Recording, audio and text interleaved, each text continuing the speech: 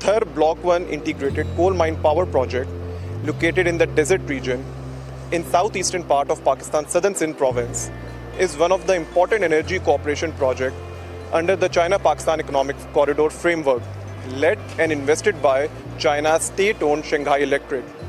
This important BRI project has the capacity to meet the electricity demand of 4 million households of Pakistan, which would have a lot of impact on the socio-economic progress of the country, as it would help the country in saving its foreign exchange reserves by reducing its import of the fuel and enhancing energy security in the country.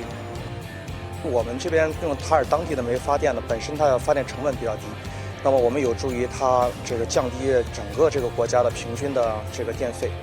那么相应的呢，可以提供更加稳定和这个廉价的电力。使用当地煤这个发电呢，就不需要去消耗这个国家非常珍贵的外汇。This project, we are using a lignite coal, local coal from Thar. This project is the biggest project in Thar region. This is 1320 megawatt coal-fired power plant. CPEC project is to help the Pakistani people to take them out from the energy crisis. So this technology is ultra supercritical technology, which is being installed for the first time in the history of Pakistan, and for the first time also in Thar. This technology is very advanced.